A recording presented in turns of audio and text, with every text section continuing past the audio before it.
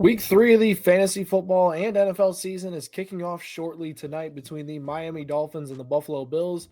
And while the over total is set pretty high, we'll see what we get tonight as the Bills look to cover the 14.5 point spread against the Dolphins. What that starts with, well, it's start and sit questions.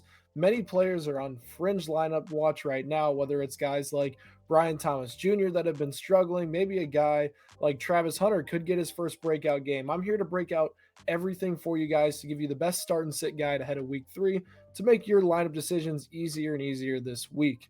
Let's get right into the video right now here on Blitz Fantasy Football.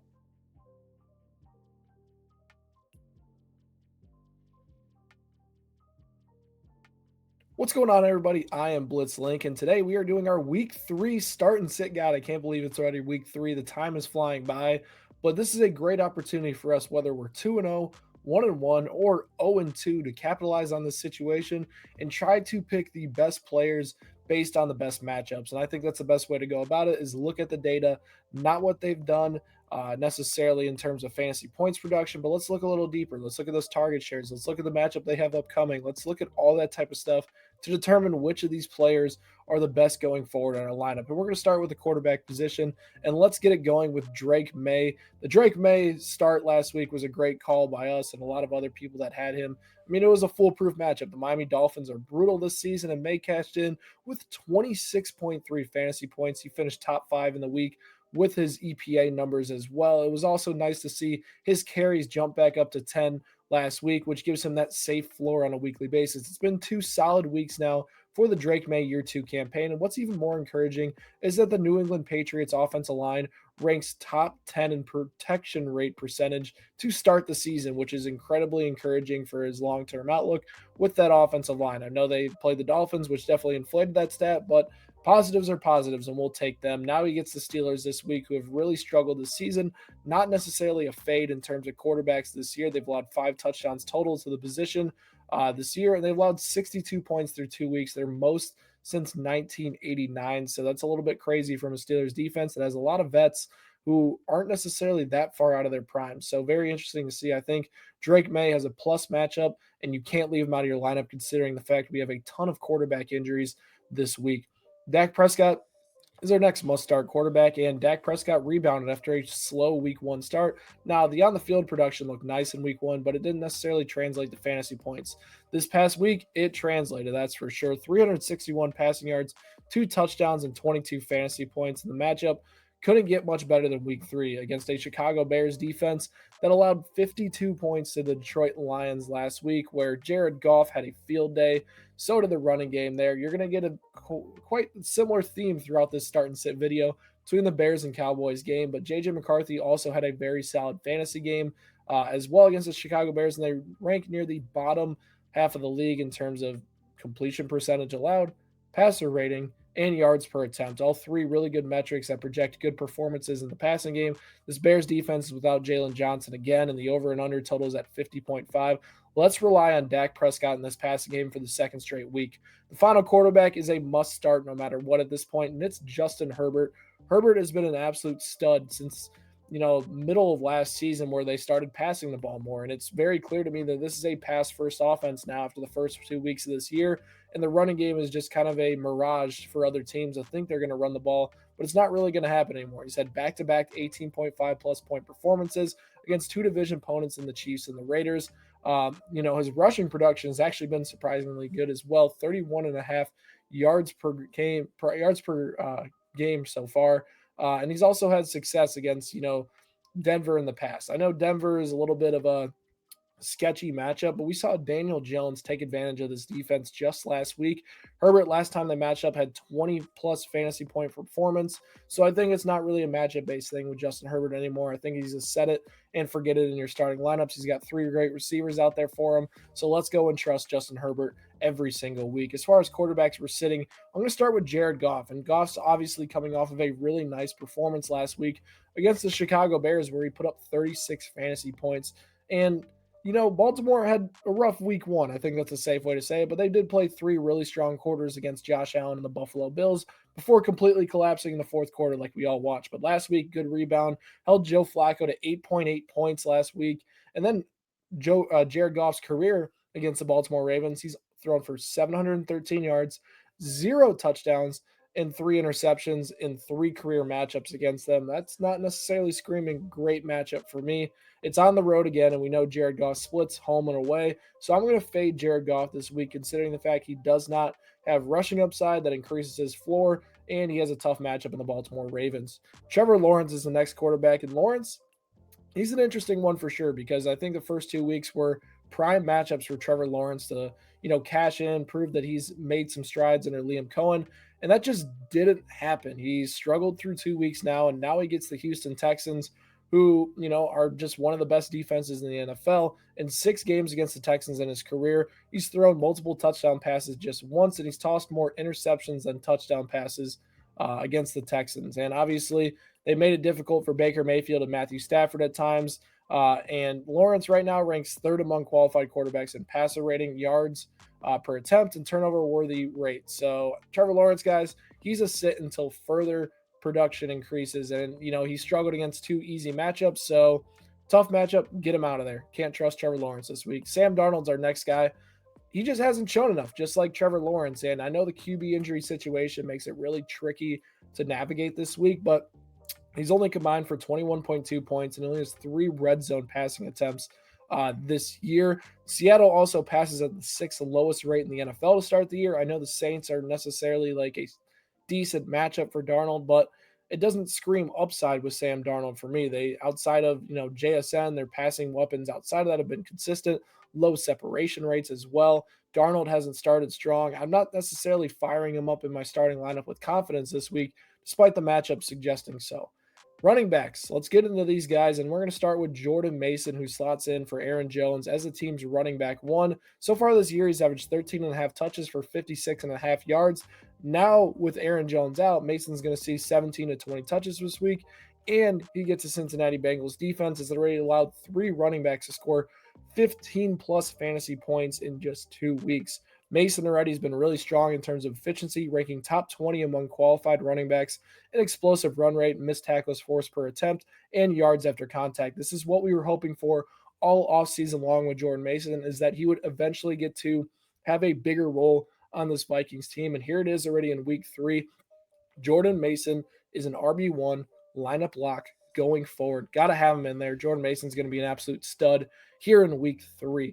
D'Andre Swift is the next player, and D'Andre Swift isn't the most, shiny, flashy, whatever you want to call it player, but he's steady. Last week, 15 touches, 69 yards, and a touchdown, scored 13.9 PPR points. He's the definition of a low-end RB2 on a weekly basis. But the thing is that the Dallas Cowboys have kind of struggled against the run. And, I know Saquon Barkley was kind of held in check a little bit. Cam Scatterbo kind of broke out, but they've given up at least 13.9 fantasy points to running backs in the first 2 weeks. They rank bottom 10 in explosive run rate and yards after contact per attempt. So it's a favorable matchup for D'Andre Swift.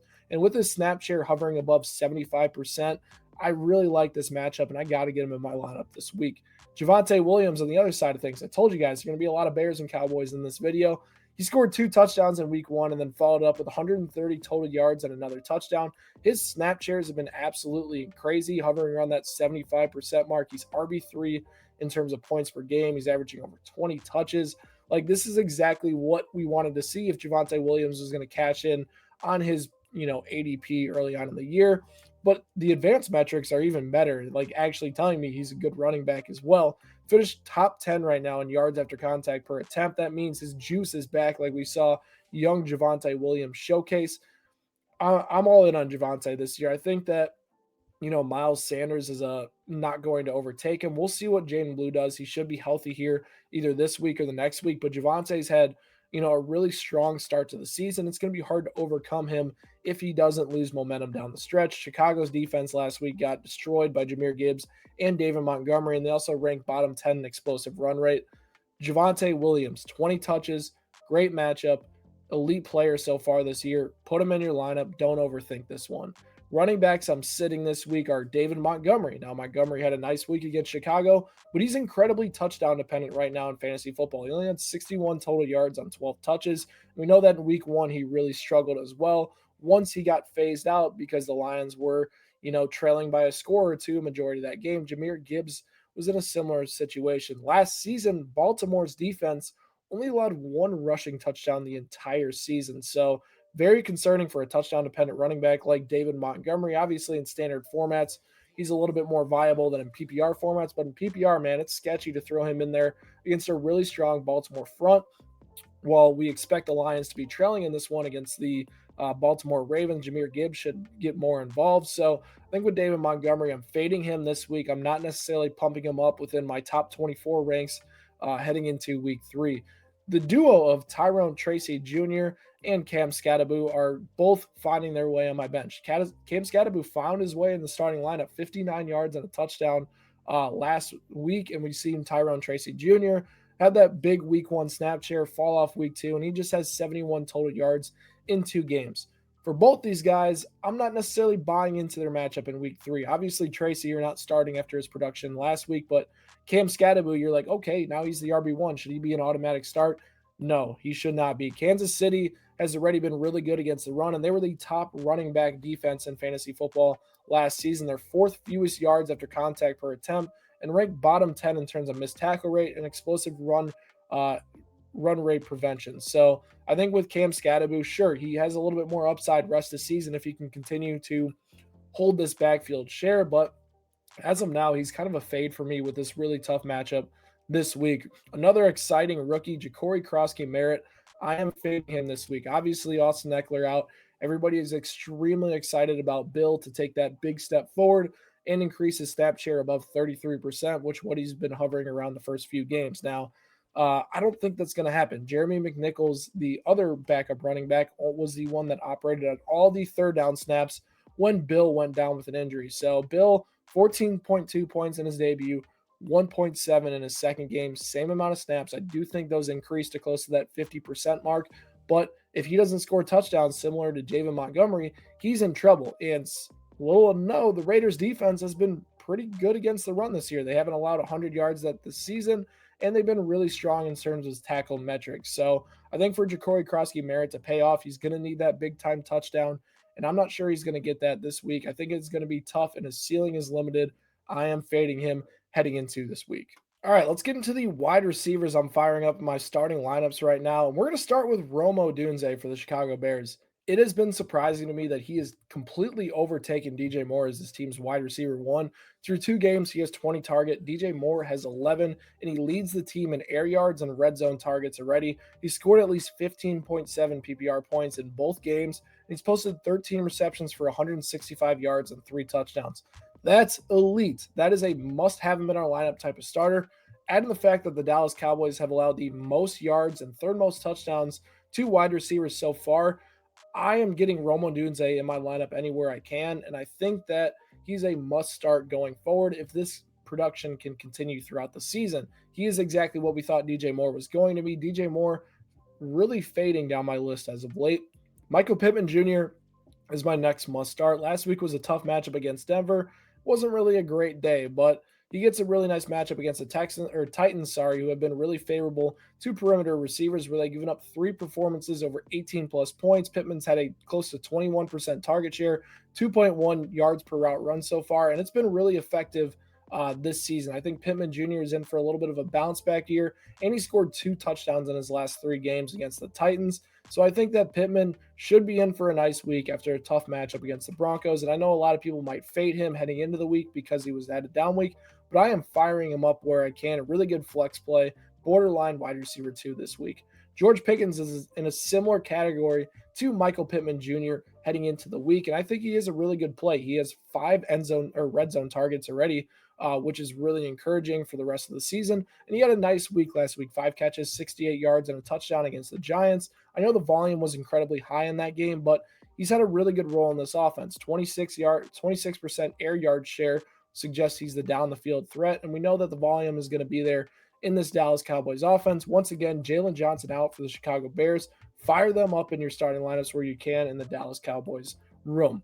Wide receivers, I'm sitting Chris Olave. Now, the volume has been great. He's seen 23 targets through 2 games, but the production isn't necessarily matching that. He has 13 catches for 108 yards, 0 touchdowns, and it just goes to show you, like, Spencer Rattler is struggling to push the ball down the field this year, and Chris Olave is going to be the biggest, I don't want to say disregarded because of that, but he's not going to benefit because Spencer Rattler can't get those deep throws. I don't want to call him Wandale Robinson 2.0, but he's going to have very invaluable targets. And especially in formats lower than PPR, it's really hard to trust him. Seattle's defense has been awesome this year. They've allowed the second fewest yards to wide receivers, the lowest passer rating when targeted, and the lowest completion percentage. His floor is okay in PPR, but it's hard to trust him. He's a wide receiver 3 without a ceiling, and I don't like that in fantasy football, so I'm fading him. Jerry Jeudy's another big disappointment to start the season.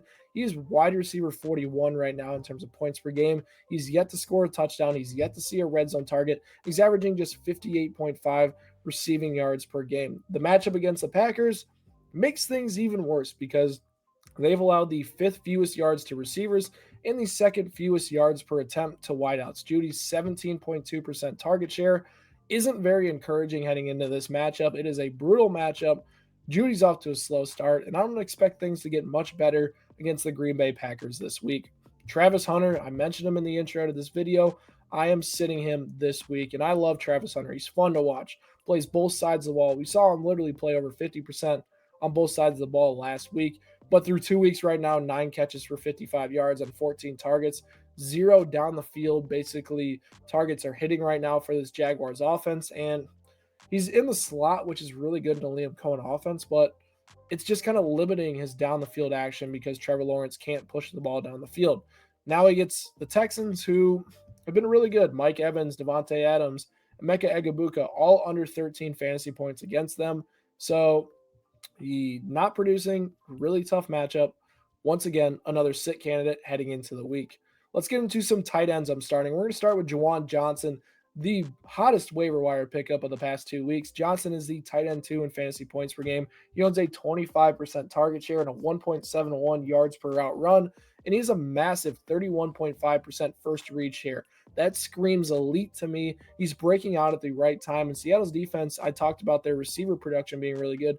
They're actually struggling against tight ends this year as they allowed the fourth most fantasy points per game to the position, and they rank bottom 12 in yards allowed to the position. So Juwan Johnson, set him in your lineup, really good player, and he's going to have a great week. Jake Ferguson's our next guy, another Cowboy. I have every freaking Cowboy in here, but I love the matchup.